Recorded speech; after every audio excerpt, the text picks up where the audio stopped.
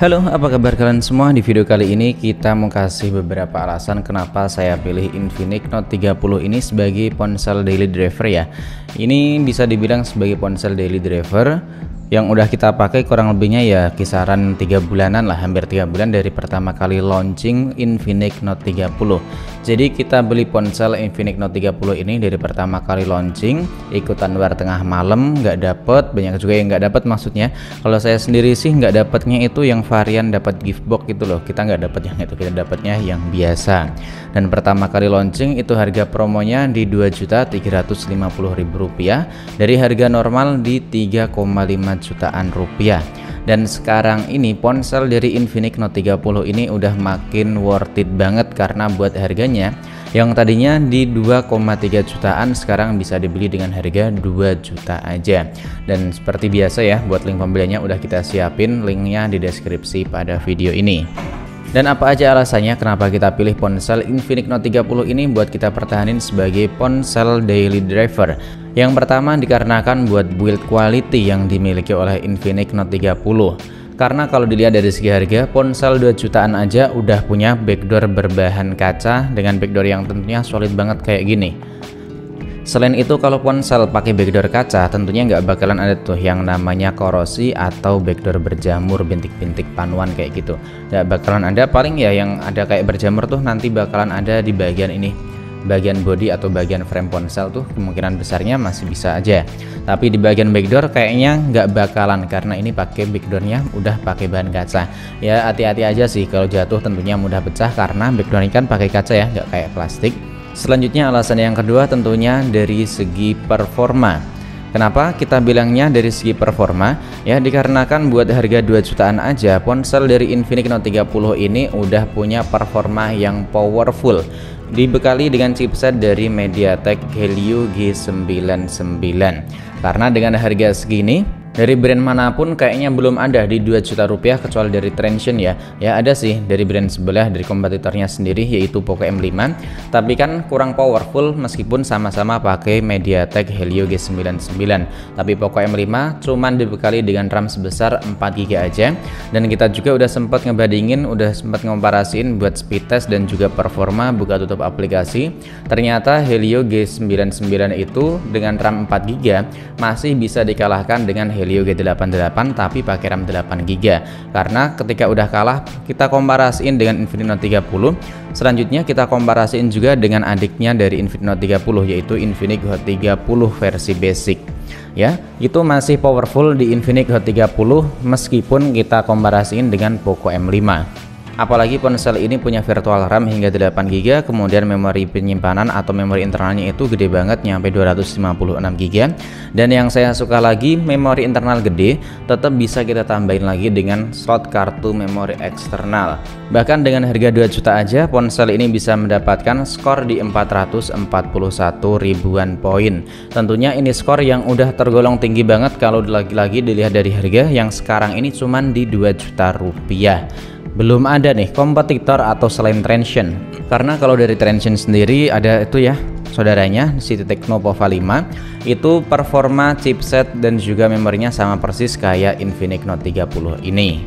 Alasan selanjutnya kita pilih ponsel ini tentunya buat menunjang pengalaman bermain game atau buat ngisi waktu-waktu luang ya. Karena di harga 2 jutaan aja buat main game Mobile Legends itu udah lancar banget. Bisa mendapatkan settingan refresh rate super dengan grafik ultra. Tentunya udah mantep banget sih dengan harga segini. Dan suhunya juga menurut saya sangat terjaga banget.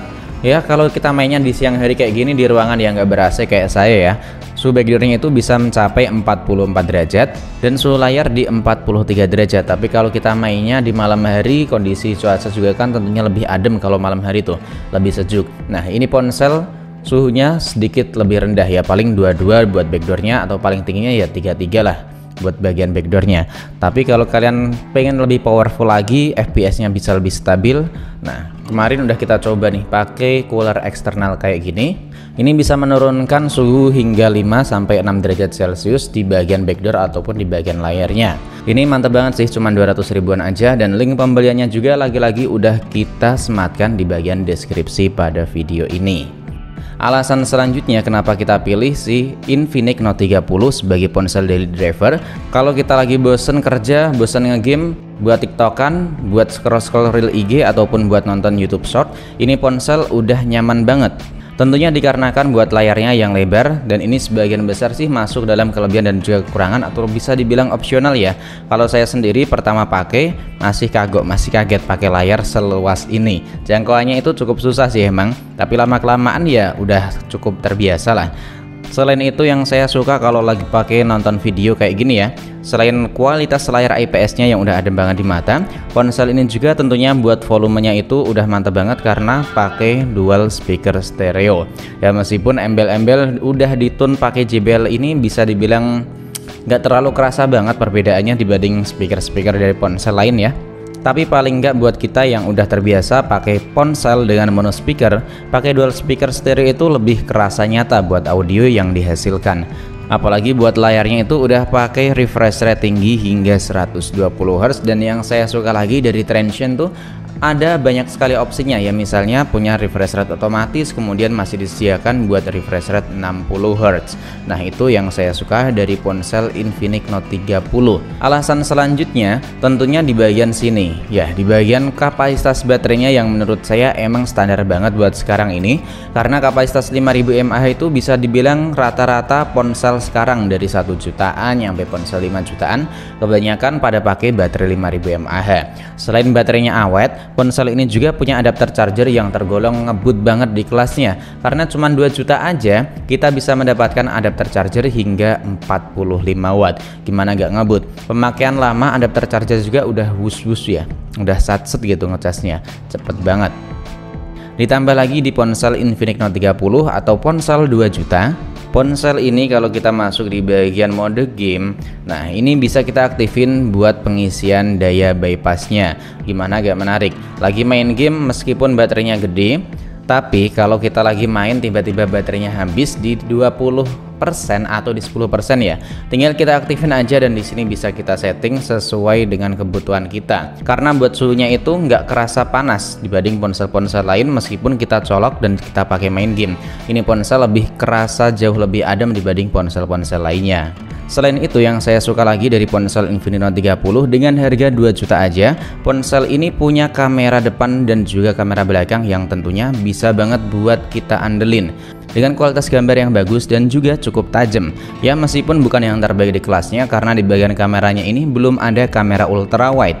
Ya itu emang jadi salah satu kekurangan, tapi ya sebagian besar juga nggak terlalu dipenting-pentingin.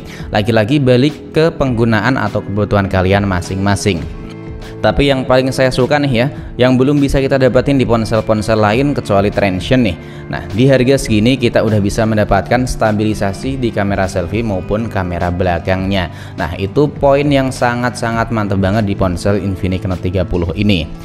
Yang saya suka lagi tentunya buat fitur-fiturnya itu udah tergolong super komplit, karena dengan harga segini udah ada NFC, yang belum ada tuh cuman di bagian ini ya, belum ada IR blaster atau lebih tepatnya belum ada inframerah. Nah selebihnya di ponsel Infinix Note 30 itu menurut saya nggak ada kendala yang cukup terasa bagi saya. Apalagi setelah kita melakukan update, buat scroll layarnya itu udah mulus, nggak ada kendala sama sekali. Buat scrolling kayak gini udah nggak pernah ngelawan. Biasanya kan ngelawan ya, biasanya ngelawan tuh, ini enggak. Sedangkan kekurangan di ponsel ini, kekurangannya apa ya? Kekurangannya kalau dilihat dari berbagai spek dan juga fiturnya sih nggak ada, cuman itu doang. Oh ya ada deh satu yang cukup kerasa mengganggu. Nah kalau kita buka layar atau buka aplikasi kamera kayak gini, ini langsung layarnya itu otomatis tajam banget, kecerahannya bisa dibilang maksimal, nggak bisa kita redupin. Dan udah kita cari-cari pengaturan atau pakai aplikasi pihak ketiga ya, ternyata nggak ada. Dimana-mana pada bilang emang itu udah nggak bisa diganggu gugat. Itulah alasan kenapa saya pilih ponsel Infinix Note 30 sebagai ponsel daily driver atau ponsel yang kita pakai dalam waktu keseharian. Kalau kalian sendiri pakai ponsel daily apa dan alasannya kenapa? Coba tulis aja ponsel yang kalian pakai buat keseharian dan alasannya apa. Drop aja di kolom komentar. Sampai di sini dulu buat video kali ini. Sampai jumpa lagi di video selanjutnya.